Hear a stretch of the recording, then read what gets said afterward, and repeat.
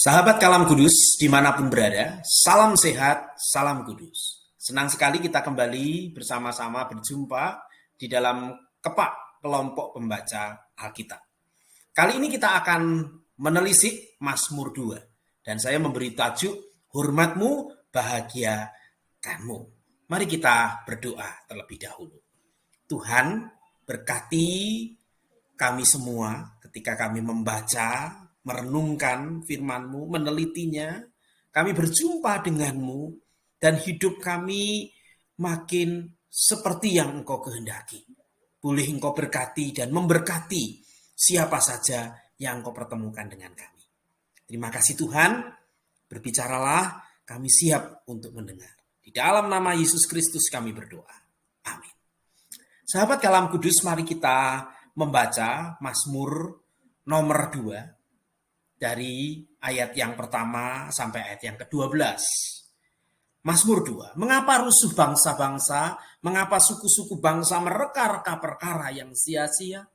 Raja-raja dunia bersiap-siap dan para pembesar bermufakat bersama-sama melawan Tuhan dan yang diurapinya. Marilah kita memutuskan belenggu-belenggu mereka dan membuang tali-tali mereka daripada kita. Dia yang bersemayam di surga tertawa. Tuhan mengolok-ngolok mereka.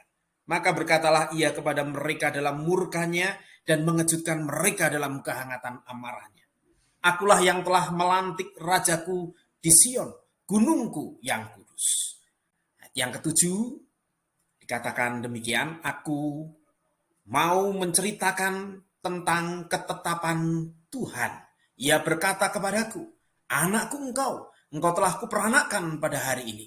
Mintalah kepadaku, maka bangsa-bangsa akan kuberikan kepadamu menjadi milik pusakamu dan ujung bumi menjadi kepunyaanmu. Engkau akan meremukkan mereka dengan gada besi, memecahkan mereka seperti tembikar tukang periuk. Oleh sebab itu, hai raja-raja, bertindaklah bijaksana, terimalah pengajaran, hai para hakim dunia. Beribadahlah kepada Tuhan dengan takut dan ciumlah kakinya dengan gemetar. Supaya ia jangan murka dan kamu binasa di jalan. Sebab mudah sekali murkanya menyala. Berbahagialah semua orang yang berlindung padanya. Kepak kelompok pembaca Alkitab. Tetapi kepak itu juga K-nya adalah konteks, E-nya emosi, P-nya pikir, A-nya aplikasi, dan K yang terakhir itu adalah kesimpulan. Sebabnya kali kita ketika menelisik Mazmur 2 ini kita coba lihat konteksnya. Seperti apa sih ketika pemazmur itu mengatakan atau menuliskan puisi ini, bagaimana situasi yang ada di sana? Bagaimana situasi bangsa-bangsa yang ada di sana? Relasinya bagaimana sih? Apakah mereka hidup rukun? Ataukah kemudian mereka itu orang yang berperang satu dengan yang lain? Saya rasa kita semua sudah memahami ya bahwa pada masa itu peperangan seperti yang sekarang terjadi antara Rusia dan Ukraina itu bukan sesuatu yang langka atau jarang, tetapi sesuatu yang terus-menerus terjadi karena bangsa yang satu dengan bangsa yang lain itu bersaing. Bukan kemudian mereka bersatu dan hidup rukun, bukan. Mereka bersaing ingin menunjukkan mereka sebagai bangsa yang lebih kuat dari bangsa yang lain. Sehingga pemazmur hidup di masa seperti itu. Masing-masing itu ingin mengedepankan dirinya dan juga dewanya. Bagaimana sebenarnya orang pada masa itu memandang pada Tuhan? Tuhan tidak dikenal oleh semua bangsa. Mereka menciptakan masing-masing Tuhan bagi diri mereka sendiri. Tetapi T besar, U besar, H besar, A besar, N besar, atau Tuhan atau Yahweh, Tuhan Allah perjanjian, tidak kenal mereka. Mereka menganggap itu hanya dewanya orang Israel, bukan Tuhan mereka. Jadi mereka tidak percaya begitu. Hanya menganggap Tuhan itu sebagai saingan dari dewa mereka, bahwa orang Israel dan Tuhannya itu adalah musuh mereka. Itu sebabnya kalau tadi saya katakan masing-masing itu mengedepankan dirinya dan dewanya, maka terjadilah peperangan. Dewa itu berperan di dalamnya. Dewa diciptakan oleh mereka sendiri untuk memperkuat dirinya. Awalnya begitu, kemudian mereka mengatur, menciptakan dewa, kemudian dewa yang mengatur mereka. Seolah-olah seperti itu. Dan dewa yang satu dengan dewa yang lain dianggap berperang harus diadu mana yang lebih kuat, sebenarnya untuk menunjukkan bangsa mereka kuat atau tidak begitu. Jadi ketika kemudian pemazmur mengatakan bangsa-bangsa melawan Tuhan, itu ya betul, karena masing-masing itu punya Tuhan sendiri, punya dewa sendiri, bahkan lebih dari satu, dan kemudian mereka memusuhi Tuhan yang benar, yaitu Tuhan Israel atau Yahweh. Kalau kita melihat konteksnya, maka sangat mungkin sekali apa yang dikatakan oleh pemazmur itu bukan sesuatu yang asing. Dan bagi orang Israel itu sesuatu yang sudah biasa mereka dengar. E-nya adalah emosi. Dari sisi emosi, bagaimana sebenarnya kondisi saat itu atau konteks emosi perasaannya seperti apa pemazmur ketika menuliskan mazmur ini. Tentu pemazmur menuliskannya dalam satu perasaan yang campur aduk gitu ya.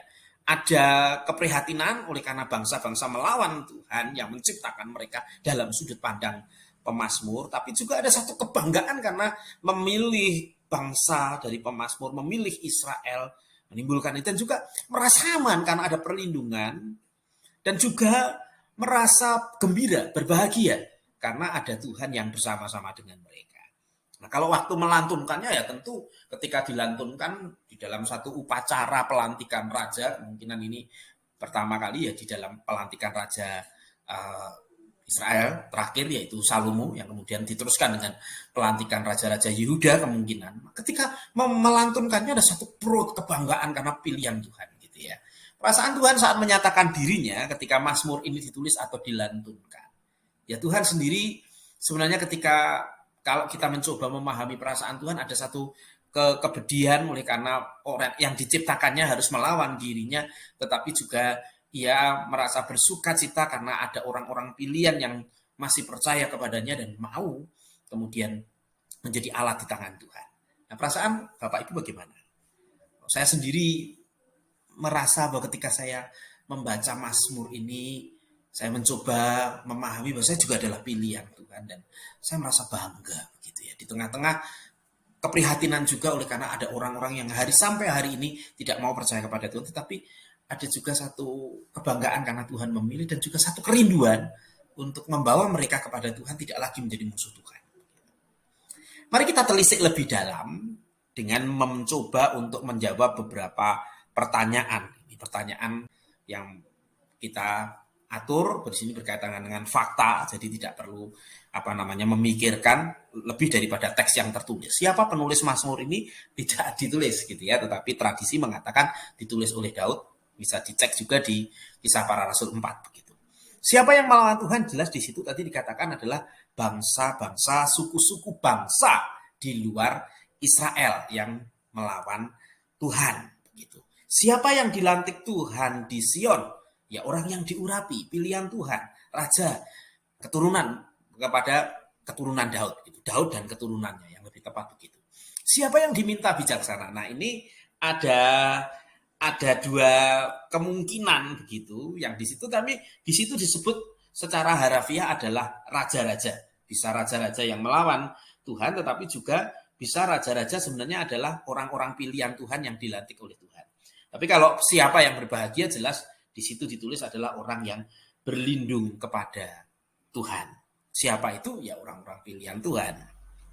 Kita perdalam bagian ini, kita telisik lebih dalam. Kalau tadi kita sudah secara singkat melihat siapa penulis mazmur, kemudian melihat isinya.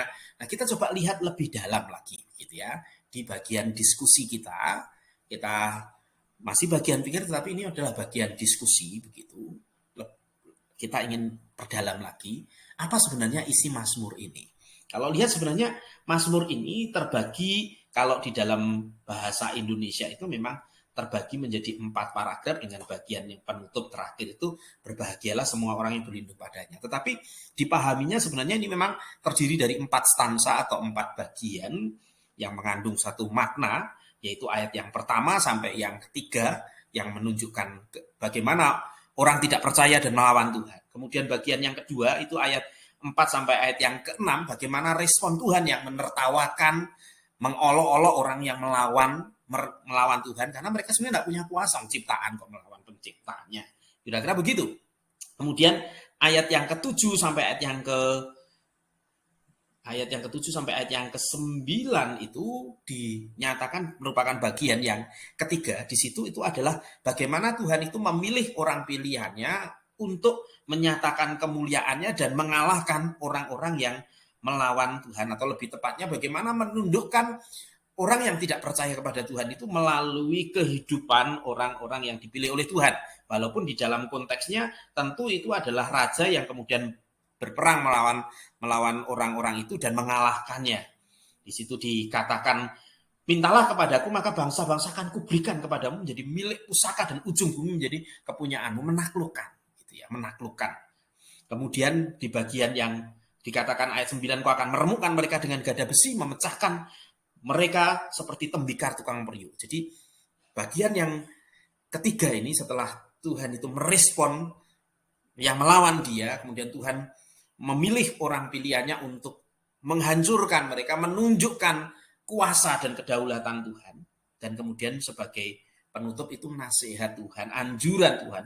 Oleh sebab itu, hai raja-raja, bertindaklah bijaksana, terimalah pengajaran, hai para hakim dunia, beribadahlah kepada Tuhan. Ini memang ada yang menafsirkan orang-orang yang tidak percaya kepada Tuhan, yang melawan, tetapi juga sebenarnya secara khusus berbicara kepada orang-orang pilihan Tuhan supaya bijaksana dengan kasih karunia pilihan yang Tuhan berikan. Mengapa manusia melawan Tuhan? Jelas di situ manusia ingin mendirikan kebenarannya sendiri, itu sebabnya dia melawan Tuhan. Tidak ingin diatur dan juga untuk menunjukkan bangsanya dan dewanya lebih kuat. Mengapa Tuhan memilih orang tertentu? Ya, ini adalah karena Tuhan memang dengan kasih karunia-Nya dia ingin memakai manusia. Kalau Tuhan sebenarnya bisa dengan dirinya sendiri, tapi Tuhan ingin mengajak manusia, mengajak ciptaannya untuk menunjukkan kasihnya, kuasanya, kedaulatannya kepada manusia yang lain. Itu sebabnya Tuhan memilih karena kasih karunia-Nya dan dengan maksudnya untuk ini, untuk menolong manusia. Mengapa orang pilihannya diminta bijaksana? Kenapa orang diminta bijaksana? Karena sebenarnya orang pilihannya sendiri juga bagian dari manusia yang sesungguhnya telah jatuh ke dalam dosa dan bisa punya kemungkinan seperti bangsa lain melawan Tuhan. Gitu. Itu sebabnya diminta bijaksana. Bagaimana supaya kamu tetap berada di jalan Tuhan, tidak melawan Tuhan? Hidup di dalam pilihanmu, hidup di dalam panggilanmu. Gitu. Diberkati dan memberkati. Mengapa hasil akhirnya kebahagiaan? Bagaimana tidak bahagia kalau kemudian orang pilihan Tuhan itu tidak hanya dipilih, tetapi dipakai oleh Tuhan, tetapi juga dinasihati, dijaga oleh Tuhan. Menjadi dekat Tuhan, ada dalam perlindungan Tuhan. Siapapun pasti akan bersuka cita, bergembira. Karena perlindungan Tuhan itu pilihan, kemudian pertolongan Tuhan, pembimbingan Tuhan, perlindungan Tuhan. Sehingga dia bisa tetap percaya kepada Tuhan dan menjadi berkat. Kita coba aplikasikan dengan ringkas. Saya berharap 15 menit saja, sehingga saya akan mengaplikasikan dengan cepat begitu ya. Lalu apa yang akan kita lakukan setelah kita memahami kebenaran ini? Pertama, kita harus mengakui bahwa kita menerima kedaulatan Tuhan. Di dalam hidup ini kita harus mengakui bahwa Tuhanlah yang perkasa. Kita tidak mungkin melawan Tuhan. Kita harus mengakui kedaulatan. Kedua, kita mesti bersyukur menghidupi pilihan dan panggilan kita untuk memberkati orang lain yang melawan Tuhan. Jadi tidak seperti bangsa lain yang melawan Tuhan, kita itu dipilih untuk menolong orang yang melawan Tuhan itu kembali kepada Tuhan. Dan itu tidak ada cara lain kecuali kita menghidupi pilihan kita, panggilan kita, mewaspadai diri kita. Dan yang terakhir, tentu kita mesti menghormati Tuhan dan berbahagia. Artinya kita hidup di hadapan Tuhan dengan rasa hormat bahwa Tuhan itu punya kuasa, Tuhanlah yang paling besar, dan saya akan hidup di hadapannya dengan taat, dengan takut dan gentar. Akhir kata, saya ingin mengakhiri dengan kesimpulan demikian. Kebahagiaan hidupmu ditentukan rasa hormatmu pada Tuhanmu. Kalau kita mengakui kedaulatan Tuhan, kita memahami kasih karunia Tuhan yang memilih kita, dan kita mengerti kasih Tuhan yang membimbing kita agar tidak jatuh sama dengan orang-orang yang berdosa, maka kita akan hidup benar di hadapan Tuhan, ada dalam perlindungan Tuhan dan merasakan kebahagiaan oleh karena kedekatan dan kehadiran Tuhan yang melindungi kita. Kiranya Tuhan menolong setiap kita untuk hormat, respek, taat, beribadah dengan takut dan gentar kepada Tuhan. Tuhan Yesus